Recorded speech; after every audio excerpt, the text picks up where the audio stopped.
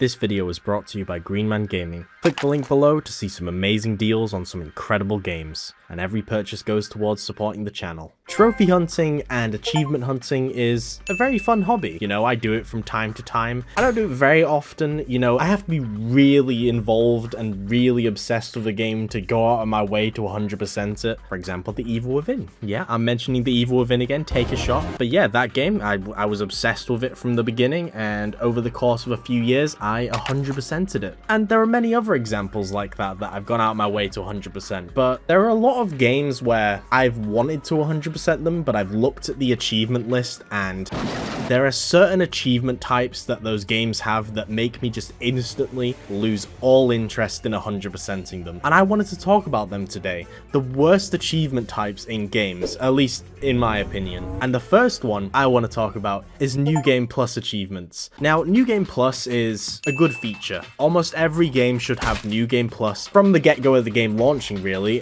which a lot of games don't do nowadays for some reason. Having them be fucking updates. Is it really that hard to implement? But yeah, New Game Plus is a good thing. It allows you to replay the entire game again, but much stronger with all your items and upgrades, and in horror games it can feel like a power trip. It's a good time. But this is fun when it's something you do in your spare time, where something's like, oh, this is an optional thing that I don't need to do, you know, I can just go back if I want to at another point in time and fuck about with all these upgrades and equipments. But when it's tied to an achievement, goddamn, it is a miserable experience. Especially if it's a long game, like a Dragon Infinite Wealth, for example. I unfortunately 100%ed that game, and it included 3 New Game Plus achievements. Do you want to know why it was 3 New Game Plus achievements? Because they added difficulty modes to the New Game Plus. Bear in mind, this is like a 60-hour long JRPG, and it already takes long enough doing all the side stuff to clean up the rest of the achievements, but no, you have to go through the entire thing again,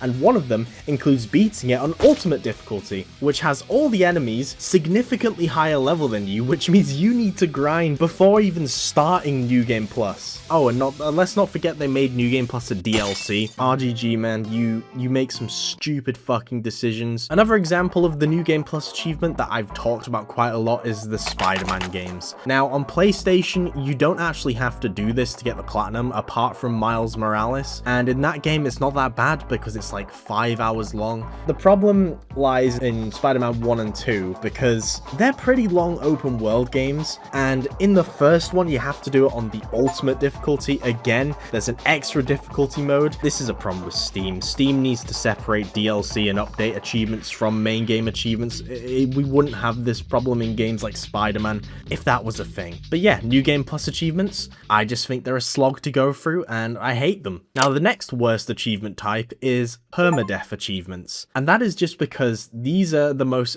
demoralizing, time-wasting achievements just ever, really. It's one of the things putting me off going through the entirety of Dead Space Remake on their rightfully named difficulty mode called Impossible, because in that difficulty, if you die, you have to restart the entire game, and there's an achievement tied to it. Dead Space isn't even a short game, you know, usually survival horror games, you know, they're pretty short, they're very replayable. Dead Space isn't really one of them. I would say it's a bit of an outlier. It's actually quite long. It takes like 10 plus hours to beat. So going through the entire game, and then say, for example, you get to like the last chapter and you die to like the final boss, you gotta go through the entire thing again. And it's not even like you can do this on New Game Plus. It's a separate new game difficulty. You have to start fresh. Luckily with Dead Space though, you can kind of cheese it. I've heard you can quit to menu during one of the long drawn out death animations, and it negates the death entirely, which if it does come to that, I'm probably going to do that, because if it's something you can do in the game, like just, it's not really cheating, it's more just cheesing, and cheesing is acceptable. If it doesn't involve installing a third-party software, I think it's alright. Now, I think the worst example of a permadeath achievement that is infamous amongst like the 100% community is the Wolfenstein 2 Mein Leben difficulty achievement. See, this difficulty is just horrific. I mean, Wolfenstein 2 as a whole, I'm not a big fan of it, so going through the game on normal difficulty is already a slog in my eyes, but going through it on the hardest difficulty with permadeath? No. Why the fuck would you do that? You play the first half of that game with your health cut in half because BG TJ Blazkowicz is severely injured. And not to mention, even on normal difficulty, your health melts if you are in the wrong position at the wrong time. So why the fuck would anyone put themselves through this? Genuinely kudos to anyone who has actually gotten this achievement legitimately.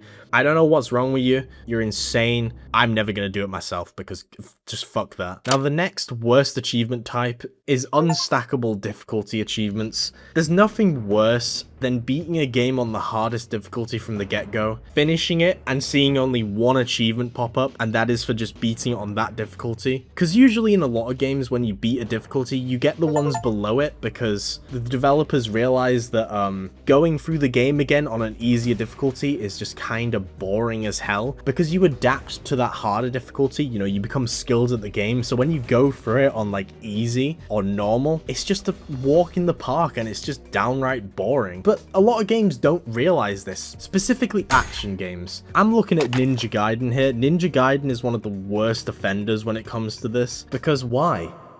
Why would you do this? What, like, God. Imagine beating it on Master Ninja difficulty. Like, they're already pretty tough games on normal, but Master Ninja is just insane. I get that, like, it changes enemy placement and stuff, and like, there's different mini bosses and all that shit, especially in the first one, but why? Why not just make them stack? It would save so much time. I remember when I was trying to 100% Devil May Cry 5, which I gave up with, by the way. I remember beating it on Dante Must Die mode, and then I went back to human mode to get that achievement. And it was miserable. It was a miserable experience. I'm not shitting on people who play on easy mode, by the way. Play games however you want. But going from the hardest difficulty to easy, it feels like the developers are just patronizing you. It feels like a patronizing experience because you've adapted to all the game's mechanics, you've learned all the boss fights, all their moves, all the enemy moves, and now you're just almost one-shotting everything, and it's just boring.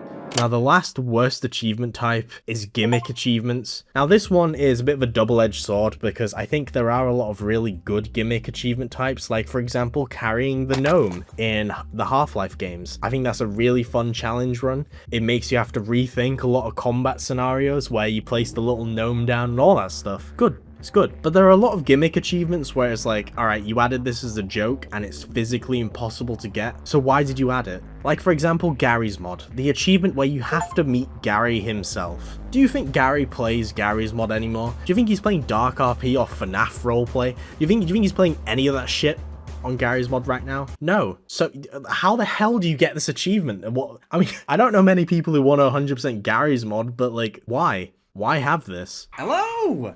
Hey, you know, it's kind of funny. Checked logs, and you've already ended this guy at least twice.